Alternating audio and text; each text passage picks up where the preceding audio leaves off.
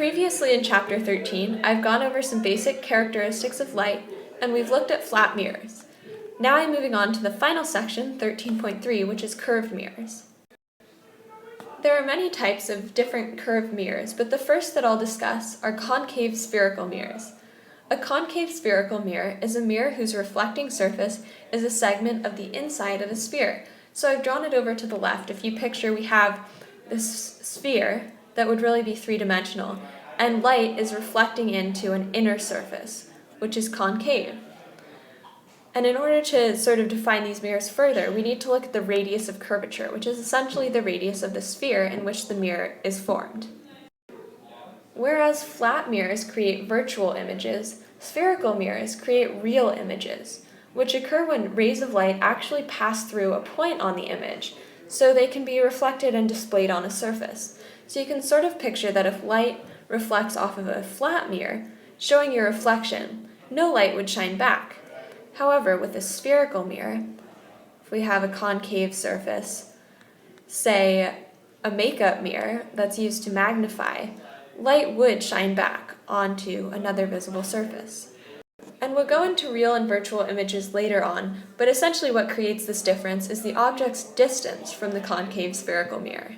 In a spherical mirror, the object distance, image distance, and radius of curvature are all related. So I discussed in the segment on flat mirrors that object distance, p, is the distance of the object away from the mirror, and q, or image distance, is the distance that the object appears to be behind the mirror when it's reflected. So the equation that connects these three variables is 1 over p plus 1 over q equals 2 over r, where r is the radius of curvature. However, in situations where p becomes very great, so the object is very far from the mirror, and there's a large object distance, q will approach r over 2, because this first term will essentially cancel out when p is so large and there's a big number in the denominator. Once q approaches r over 2, the image distance becomes a point halfway between the mirror surface and the center of curvature, because if we have this radius r, and we want r over 2, that'll be in between the 2 points. When this occurs, image point is called the focal point of the mirror, and we use the variable lowercase f to represent focal length, which is this value r over 2, or this distance to the focal point. When this happens, the mirror equation becomes 1 over p plus 1 over q equals 1 over f, or again, that's 1 over focal length. So this will just be another version of the mirror equation that we might use in calculations later on. Here are some basic rules for incorporating signs into equations using spherical mirrors.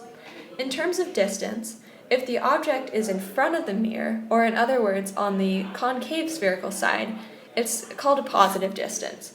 While if the object is behind the mirror, on the convex side, it's a negative distance. For height, if the object is above this primary axis that I've drawn with red dots, that's said to be a positive height, and if it's below the axis, it has a negative height. With these sign conventions in mind, we can define the magnification equation. Magnification is defined as the measure of how big or small an object is with respect to the object's original size. So in other words, when an object is reflected in a mirror, the magnification determines how much the mirror distorts the object's actual size. Magnification is defined as negative q, or negative image distance, divided by p, which is object distance. In situations where an image is upright with respect to an object, there will be a positive magnification, and it will create a virtual image. When the image is inverted with respect to the object, m will be negative, making it a real image. Magnification depends on the object's distance from the mirror, and concave mirrors can form either real or virtual images, depending on this distance. In addition to concave spherical mirrors, we also have convex spherical mirrors. This occurs essentially when light shines on the opposite side of a sphere, the outside, or the side that's convex. So it's defined as a mirror whose reflecting surface is an outward curved segment of a sphere. And an example of a convex spherical mirror includes the side mirror on a car that's used as a rear view mirror. These convex spherical mirrors are also known as diverging mirrors because incoming rays diverge after reflecting in this mirror. Unlike concave spherical mirrors, they always create a virtual image, and the image distance is always negative. because we can think of the image as always being over here on this opposite side of the mirror, so it's negative. Furthermore, focal length is always negative with convex spherical mirrors because, again, you can think of the radius of a sphere going this way, and this focal length would go in the opposite direction.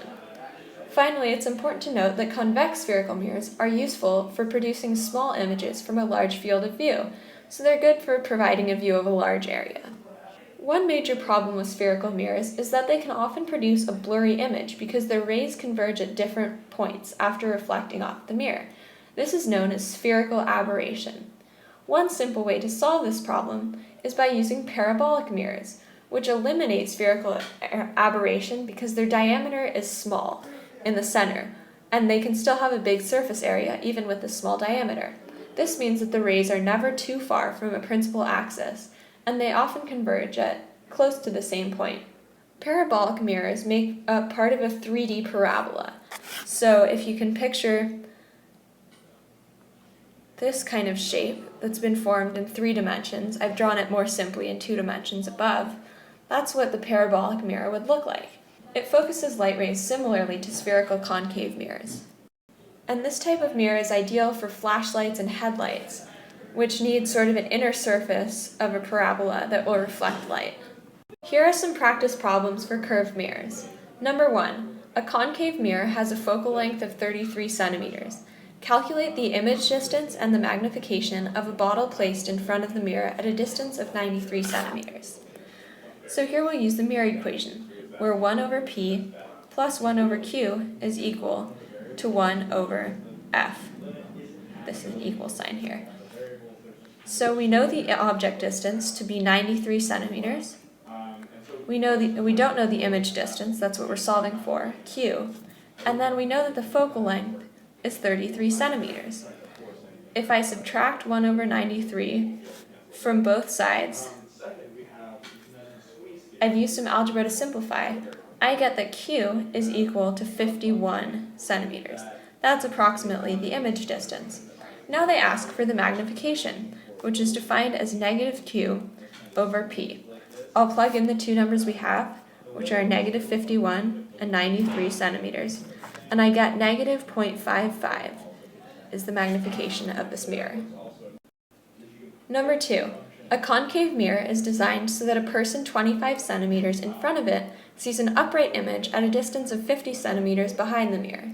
What is the radius of curvature of the mirror? So this time we're using the mirror equation again. We have 1 over p plus 1 over q equals, and we'll use it to find radius of curvature. So I'll plug in 2 over r. We're using this version. We know that the object distance is 25 centimeters because that's where the person is standing. The image distance is going to be negative 50 centimeters because the person sees this image behind the mirror. And then finally we have radius of curvature, which is what we're solving for. If I add on the left side and then simplify to isolate r, I get that r is equal to 100 centimeters. That would be the radius of curvature for this mirror. Finally, number 3. The image of a crayon appears to be 23 centimeters behind the surface of a convex mirror. So this time we're using a convex spherical mirror where light is reflecting this way. If the mirror's focal length is 46 centimeters, how far in front of the mirror is the crayon positioned? And what is the magnification of the image? So we have 1 over p plus 1 over q equals, and then in this situation we're told about the focal length, so we have 1 over f. I'm solving for p. Q is going to be negative 23 because it's behind the mirror, and focal length will also be negative because I've said it's always negative for convex spherical mirrors, so that's negative 46.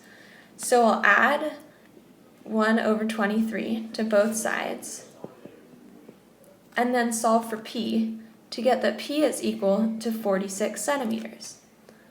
Finally, I'll solve for magnification, where m equals negative q over p. Negative q would be positive 23, p would be 46, and that comes out to 0.5. That's the magnification. So this has been Chapter 13 of Holt Physics. I've gone over the characteristics of light, and we've looked at flat mirrors and curved mirrors. Thank you for watching.